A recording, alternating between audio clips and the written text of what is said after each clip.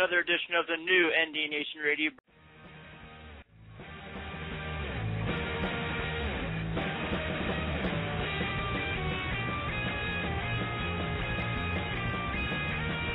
We're going inside them. We're going outside them. Inside them and outside them. And when we get them on the run once, we're going to keep them on the run.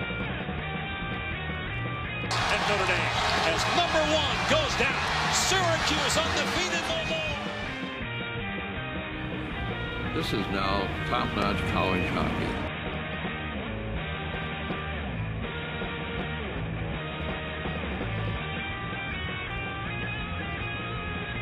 Everything here at Notre Dame's been done on faith and a commitment to excellence. You are Notre Dame. You are special. You would impart some wisdom or some tips on the guys coming in. I would probably say stay on top of your academics. Look out, he broke free at the 30, 35, 40. The Rocket is going to do it again. And you're also going to walk out of here with a degree from the University of Notre Dame. In this lifetime, you don't have to prove nothing to nobody except yourself. You know, this play like a champion sign, Rocket Ishmael's touched many times. Jerome Bettis has touched many times. You know, the best stadium you play in, I'm going to say Notre Dame. We're going to get them on the run. We're going to go, go, go, go. And we aren't going to stop until we go to that goal line. Don't forget, man, today, we're going to win. Well, Steve, Jason, guys, I have the honor and the privilege of introducing our very first guest to the new ND Nation Radio. Ladies and gentlemen, it is our honor that we're going to have Mr. Coach Lou Holtz on the air with us today. Lou, how are you doing today, sir? I'm doing fine. Delighted to be with you. Thank you. It's our honor to have you on, Coach. Well, appreciate it. And, Coach, before we go on, I have to introduce you to my co-host here. We have Jason Kripe. Jason's from South Bend. Hi, Jason. How are you tonight? I'm doing Hi, how great. are you? If only better I'd get a job. You're playing plenty of golf, though, aren't you? I'm not playing well. You know, I'm quite old and don't have as much strength. And since the car accident 2 years ago and the neck surgery, I just don't have real good balance, don't have a lot of strength. But you know what? I do still enjoy it, though. Now, Coach, we also have another co-host here. He's from Boise, Idaho. He's a big fan of yours. This is Steve Herring. Hi, Steve. How you doing? I did a lot of Boise State games out in Boise and spent a lot of time there. They're great people, and, boy, you have a great program going there. Well, I am a fan of theirs. I'm not from here, but I do live here now, and it's a real special treat to have you on, Coach Holtz. Something I wanted to, tell you off the start. I actually met you when I was 6 years old on the campus on a family vacation, and you talked to me and my brother and sister and my dad and told us to work hard and stay in school. And I'd never heard of Notre Dame before that day, and I kind of morphed into this diehard Notre Dame fan, and it really was a result of that meeting. And I just wanted to thank you, and I'm excited to talk to you. It's a real honor to have you on. Well, thank you. I hope you feel that way when this program's over. I'm sure that I will. I don't have any doubt of that, Coach. Well, Coach, I'll go ahead and get the interview started here. I know you only have a little bit of time, and like I said, we're very happy to have you. My first question to you is in regards to, you actually have a statue at Notre Dame Stadium, and when you walk around the stadium, you see all the great things, all the All-Americans pictures, all the Heisman Trophy winners, and including the coaches. There's not just you there. There's Newt Rockne. Coach Parsegian has one. I mean, to name more. What does it mean to you to have your statue there represented at the University of Notre Dame Stadium? Well, first of all, I figured what they did was need a place for the pigeons to land. I didn't know, but it's a highlight of your life, certainly. To have a statue anywhere is very flattering, but particularly to have it at the University of Notre Dame, which I think is the greatest place in the world. I had 3 children graduate from there. But, here's a young man that went to a Catholic grade school, taught by the Sisters of Notre Dame, marched out every day at noon, recess and dismissal to the Notre Dame Victory March. I wasn't going to go to college. Nobody from our family had ever gone to college. But because of my high school coach and my college coach, I ended up in coaching. But you don't go in and say, well, I'm going to be in the Hall of Fame. I'm going to coach at Notre Dame. Yeah, you want to, and they're going to build a statue. It's just something that happens. You live your life every day to the very best you possibly can. You live by a philosophy. You follow that philosophy. And when it's all said and done, you look back and you say, wow, I never expected this to happen. That's exactly how I feel. I feel very flattered, but it wasn't my intention to have that happen. You just do the best you can every single day. And Coach, let's kind of go back, because I'm curious just out of regards to, you got the job at Notre Dame. It's a huge process. We heard all about Coach Kelly going through his time there. Talk about the hiring process at Notre Dame, how you were presented with the job, and how you ended up being contacted for the position. Well, Notre Dame, we've never talked much about this, but I think I can now because Father Joyce has passed away. But I was at the University of Minnesota when Notre Dame contacted me, and Gene Corrigan came up to visit me, and he said, we want to do everything we can to help Jerry Fowles succeed. We love the man. We want to do everything he can. But in the event that he does leave eventually, we don't like to pick out the coach at the last minute. So we wanted to visit with different coaches around the country, and a couple of questions we want you to understand. That there are certain things at Notre Dame are not negotiable. And I said, what are they? And he said, well, we don't take transfers. We don't redshirt. We don't have an athletic dorm. We don't have good facilities, and we don't plan on improving because we don't want to get in the arms race like everybody else. We got a bigger weight room. We want them to come to Notre Dame because they want to be part of our family. We're going to play the most difficult schedule we can find, and they lived up to that, I will say. And we expect to be competitive for a national championship. And he said the other thing is not negotiable. He said we have a policy that the head football coach was not allowed to make more than the president of Notre Dame. And then I found out the president of Notre Dame was a priest that took the vow of poverty. Now he said, we're bringing these things because these things are not negotiable. If you were to end up at Notre Dame, we don't want you to come there thinking, well, we'll change this or that. He said, no, we're talking to different coaches. He said, this is nothing about you coming to Notre Dame. All we want to do is find out who would be interested in Notre Dame with understanding these parameters. And he didn't say anything that would keep us from winning. He didn't say you could only play with 8 and everybody else has 11. What he did say, there's going to be problems, there's going to be difficulties in anything you do. And I said, no, those don't present a problem to me. And he said, once again, we want to do everything we can to help Jerry Fowles win. We love the man.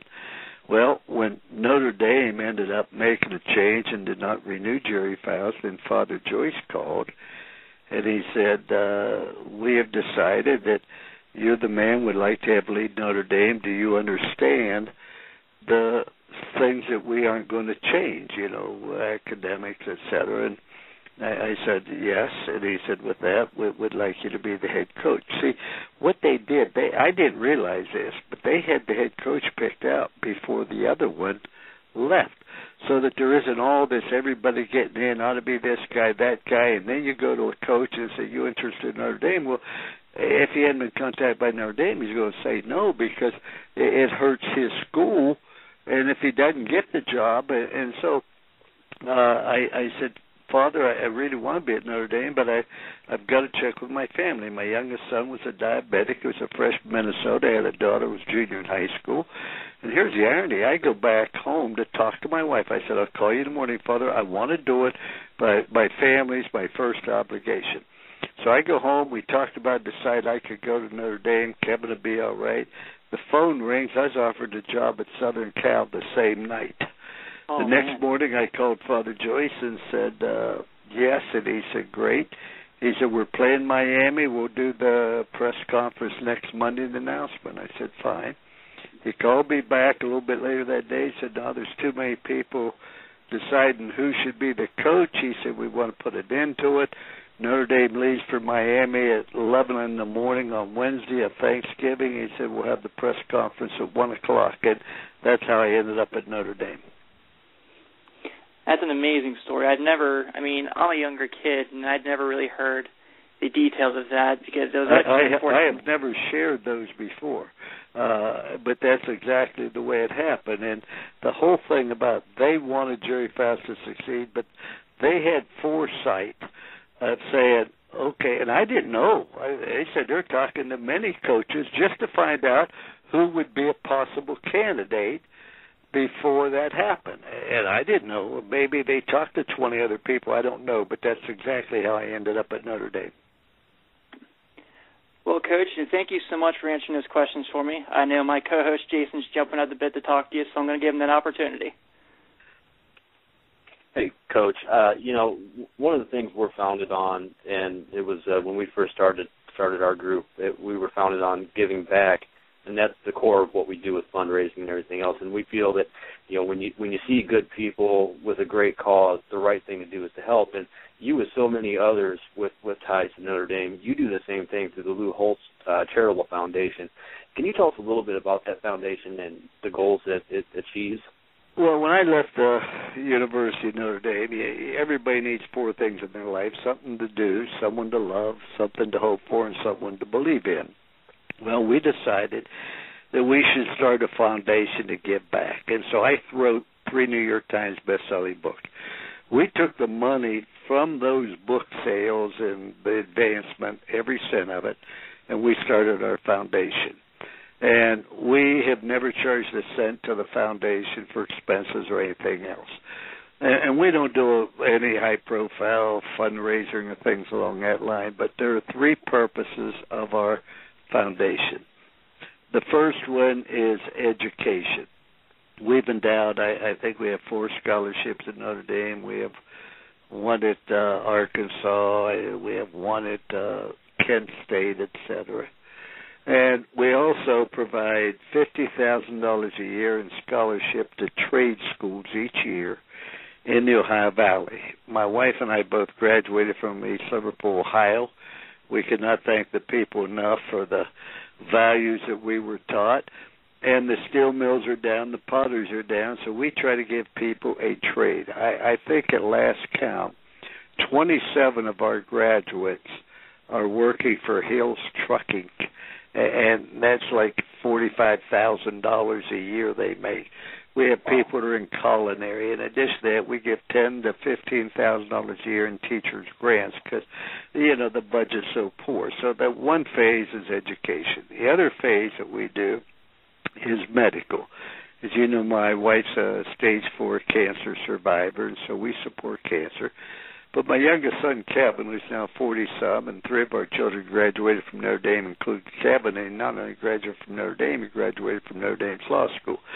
We almost lost Kevin twice due to the diabetes. He has a problem when his blood sugar gets low. He can't tell it, and he goes into a coma. A lot of people, when they have diabetes, when their blood sugar gets low, they can tell it. So the insulin pump has saved his life, and now when he gets low blood sugar, it goes beep, beep, beep, beep. So because it changed his life so dramatically, one of the things our foundation does is we provide insulin pumps to children around the country that cannot afford it. Now, initially, they cost $7,000 a pump. But thanks to our work with Medtronics, we're able to get it at a much lower cost now. And the third thing we try to do is we try to promote religious causes. We don't promote a religion even though we're very devout Catholics, but, whether it be the retired priests or retired nuns or things along that line. So those are the 3 main purposes of our foundation. And we don't do a lot of publicity with it, et cetera. But as I said, the initial fundraising was started from the proceeds of the books I've written. That's amazing. Yeah, we've actually had a couple of your former players on hold here, Jeff Burris and Oscar McBride, and they're coming on the show to talk about Play Like a Champion Uganda, the initiative through Notre Dame. So it's amazing to talk to people like you and the Notre Dame family. We've been blessed to have several many great guests on and who are affiliated with the university, and it's amazing to see that even after their time at Notre Dame and in professional sports or what have you, that they're always out in the community and they're always doing something back, and it really showcases the spirit of the University of Notre Dame. So, it's an honor to have you on here and hear what you talk about. And, on that note, I know Steve had a couple questions, so I'll pass you on to him. I don't want to take up any more of your time. Coach Holtz, Steve Herring here. I wanted to ask you a quick question. Notre Dame started spring ball this week, and the big talk is about the quarterback race. I wanted to ask you what you would talk to if you had 4 guys in spring practice vying for that one ultimate position at the University of Notre Dame. Well, the main thing is the competition's not with each other. The competition's up in Ann Arbor and Los Angeles, where Southern Cal's located. That what we want to do is we have to have great leadership at quarterback, and I think it's difficult to give four people an equal break at it. I think you have to come out of spring practice with a starting quarterback. Now, I've played two quarterbacks in every half of every game on different years, but the team always knew who our number one quarterback was, without a doubt. And it wasn't going to be predicated upon whether he threw an incompletion or completion, et cetera. He wouldn't be our quarterback, but I did play two so that he could get experience, and if something happened to number one in the eighth game of the year, we're still the national championship race. But I think the quarterback is absolutely critical. You can't win in football on any level without very production at quarterback. Now, sometimes you ask the quarterback not to lose the football game, and we will win it if the quarterback doesn't lose it. But most of the time I felt the quarterback and I were on the same page, that we could win no matter who showed up. I think the quarterback's absolutely critical. I put tremendous pressure on him in practice. I was very difficult on him. I was tough on him, mentally abused him, did everything in this world, because when they went into that game, they would not feel pressure regardless who we're playing or what the situation, because they were forced to focus during practice. Now, I'm going to go down tomorrow and watch Skip's practice, and then I'm catching an airplane to Alabama. I'm speaking for Nick Saban and his coaching clinic this weekend. I'll watch Alabama practice both days, and it'll give me a little bit better idea where South Florida is. Well, that's interesting you mentioned Skip Holtz, and he played under you. And I want to introduce they're in the chat room right now. We have two of your former players, All-American defensive back Jeff Burris, and starting tight end of the 1993 team, Oscar McBride. Welcome to the show, fellas. Oh, thank you, Steve. I appreciate you having me on. Hey, Coach, how are you? I'm doing fine. Let me say this on both these young people. I'm very proud of both of them, both class young men. Jeff Burris, recruited him out of Little Rock. He played for a friend of mine many years ago. He played down there at Little Rock, and I remember his grandmother. I remember being in his house. He came there. He was a great offensive football player, but he also was a great defensive back. We moved the defensive back the week we played Tennessee when he was a freshman, and we started the defensive secondary against Tennessee. In Tennessee, we won the football game. He never looked back, but he was so good. We ran the T formation on the goal line, and he was one of our running backs. He did both. As a matter of fact, when we played Florida State in '93, Florida State had not given up a rushing touchdown, as I can recall, the entire year. This is the 10th game. Jeff Burris scored 3 touchdowns in 3 attempts running the football. But went on to play great in the pros, and Oscar McBride just was a hell in the tradition of great tight ends we had that went on playing the pros. It started, we had a guy named Frank Jacobs that we recruited, Andy Heck, then Frank Jacobs. Frank hurt his leg at Air Force, decided to go the baseball route. He helped recruit Derek Brown, who started for us a freshman. Derek Brown recruited Irv Smith. Irv Smith recruited Oscar McBride. Oscar McBride recruited Pete Kripp-Levy. And so even though we didn't throw the tight ends an awful lot, they all had a tradition of coming to Notre Dame, being productive, and going on and playing in the pros. But more importantly, we're talking to two great young men here. Coach, thank you. Really appreciate that. Yeah, thank you so much, Coach. You know, it's funny, Coach. I had the opportunity to sit with Jeff a few months ago, back in, when was it, Jeff? Was it November? In November, in Indianapolis. And we both coach high school football now on top of the other things we do. And it's funny, we were sharing some stories, and the more we coach, the more we sound like you. Well, I will tell you, I used to bitch about Woody Hayes all the time. I became head coach. I coach just like him. I'm flattered and honored about that. But I think coaches like raising children. You know, you have to have standards for them. You want to make sure you criticize their performance. You don't want to criticize the performer. You have an obligation to make sure they have a chance to be successful, and the only way you can do that is to get them out of their comfort zone, because most players don't realize how much talent they have, how good they can be, and it's a maturing process. But I absolutely love coaching because, you know, you can go make a lot of money, but when you die, that ends.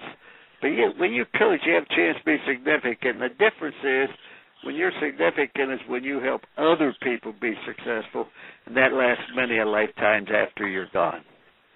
Well, Coach, I want to intercede and say something. I want to thank you for that, because I listened to a lot of what you were saying before, but in my life, you've been that example. And like Oscar just said, I'm actually coaching at UMass now.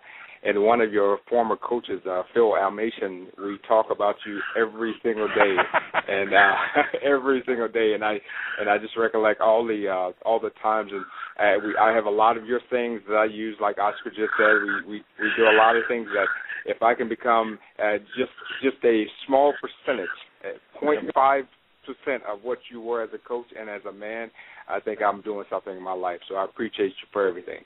Well, I tell you what, Jeff, I know you went to UMass. I'm proud of you. They're making the step up to the national championship division. You'll be playing all the very best and probably end up in the Big East, I imagine, in the near future. But let me say this, Sid.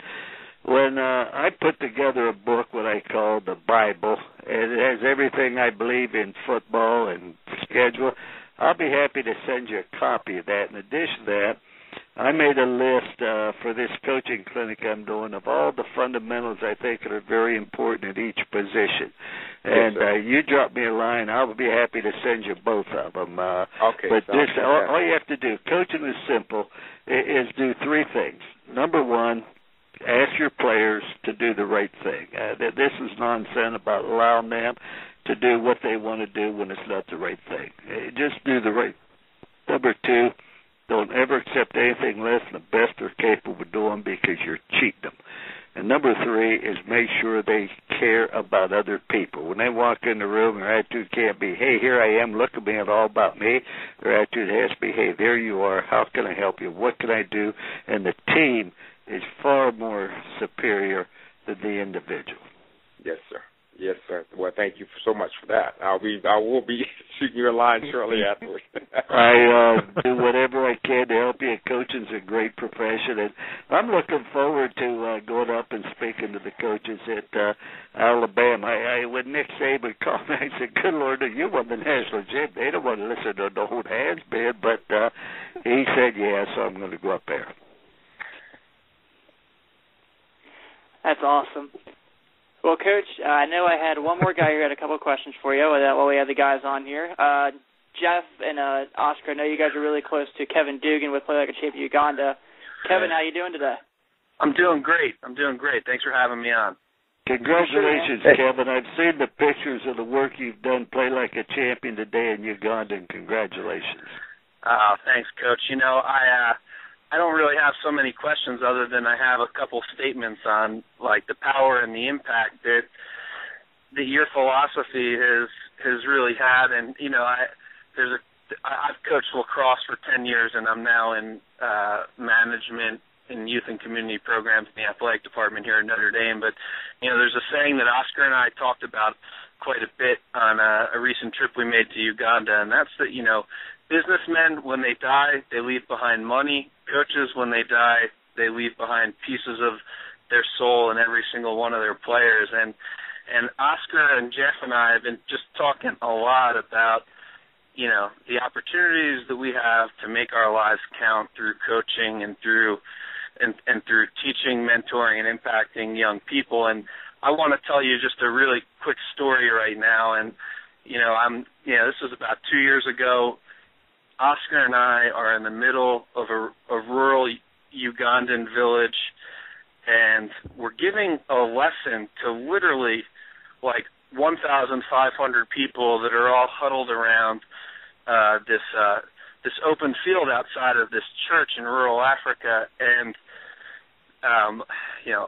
they have this little homemade Play Like a Champion Today sign, and Oscar lifts it up and he says, I want to tell you something. I want to tell you about what this means, and this means that every day you have an obligation when you wake up to realize the fullest God-given potential that you have and to be the absolute best you can be at whatever it is that you're doing. And you know, when Oscar kind of started to talk about that, he talked about you and this idea of play like a champion. Do you care about me? Can I trust you? And, you know, it just kind of got, you know, it became a very real thing to the pastor at this Catholic church that, you know what, we need to emphasize the ability that sport has to teach these types of life lessons. And now Oscar and I are heading back in just a month and a half to go back there with 12 Notre Dame students, including 10 student athletes, to share that message that, you know, play like a champion today isn't about walking out onto the field and winning a football game. It's about walking out into any moment of your life and realizing your absolute full potential at, you know, at whatever it is that you're doing. And I want to thank you for that inspiration that you know that you've provided to countless Notre Dame athletes, but you know, even beyond that, you know, people that get the big picture of what play like a champion today really means. Well, thank you. You know, I went to Notre Dame. First thing I did, I went back through and I wanted to look at all the history of Notre Dame. And I go to the library, I get all the books, and in one of the books, there's a picture of a sign, play like a champion today. And it's an old book, and I asked, what about that sign? Nobody ever knew anything about it. And I said, well, that's really what Notre Dame's all about. We're going to get that sign printed up. And the lady printed it up and got it patented. I might add, made a lot of money off of it. But, you know, that is how that sign came about. Now, I put it back up, but I wasn't original. Rockney or somebody many years ago put it up. But I'm happy that good Lord led me to the library and led me to that book and the impact it's had on so many people. And when you talk, I also say now, live like a champion today. Playing like a champion, but let's live like one also. Yeah, you know what's funny, Coach Holtz, you mentioned how somebody patented that. What's funny about it is Packy Kelly has gone on and helped us finance all these women in East Africa who have this women's group, a bunch of AIDS widows, and they are weaving play like a champion today, mats out of banana fibers. So there's women that are making a living off of now making those mats and selling them to Notre Dame sports fans that wanna obviously celebrate the tradition of what that sign means and represents, but at the same time advance the common good. And it's one of those kind of nowhere else but Notre Dame moments that we've been able to capture. So, yeah, thank you for that. Well, I just enjoyed being at Notre Dame. It's a special place. With people ask me what makes it special, I say, you know, if you've been part of it, no explanation's necessary. If you haven't, no explanation will suffice. Yeah. Well, I think, Coach, the biggest thing about what makes Notre Dame are the people like yourself and like Kevin Dugan. I was fortunate enough last year to go to Haiti on behalf of the Luz Lad, and it changed my life. And I was fortunate enough to, through Oscar, and have a chance to sit down with Kevin, and you saw a young man with purpose in life. And I always reflected on one of the things you used to tell us quite often, that if something happened one day and you were not here, would people miss you, and why? And I look at my life every day like that, because I want to make sure that I'm affecting someone in the right way, like you did in my life, like Oscar has as well in my life, like Kevin has in my life. And you know, watching Kevin and with his mission in Uganda has been incredible. And once I saw it, I saw pictures and things, and after coming from Haiti, I told him I wanted to be a part of that. I wanted to, full-heartedly be a part of it. But unfortunately, due to the coaching realm, I won't be able to go, but my heart will certainly be there. And it's a reflection of you and Notre Dame and the people that are involved in this whole outreach and programs that are going on. Well, Jeff, you make a great point, and I think all of us should ask our question, if I didn't show up, who would miss me and why? And the people that are being missed are those that are productive. The people that take and do absolutely nothing except bitch and moan, never contribute anything, they would not be missed if they didn't show up. Yes. There's always the productive people that are helping other people that are the ones that are missed. And that's a great aspiration for all of us to live, whether it be at home, at work, or in life in general. Coach, I have to say this one thing. Coming from a really small town of 3 stoplights when you recruited me in 1989, come out of Florida, to have the opportunity to come to Notre Dame and play for you and play for such a prestigious university was an absolute joy and an honor. And I can honestly say this. I listened to you say this for 4 years, that you don't really appreciate it until you're no longer there. I would listen to you say that. I told you, I said, you have no idea of the impact Notre Dame has until you leave here. Then you're going to understand what a special place this is, and I believe that in the bottom of my heart. I also used to tell you that I traveled all over the world, made thousands of dollars speaking, and I would speak to the football team for free. You didn't take a doggone note. Not one. You guys would just sit there and act like you're bored. That's right. Everywhere else, people got notes. I said, my gosh. We didn't get it. It went over our heads. We regret it. And we look back, and again, it's a part of the conversation I had with Jeff last year. It's like, we were 19 and 20 and 21 years old. We didn't get it. But, not only did we have a great football coach, we had a great life coach. We had a mentor. We had a father figure. We had someone who was giving us these tidbits that we could draw from later as fathers and husbands and leaders in the community and people who are doing outreach in Haiti and Uganda and living to stand for something more than just ourselves.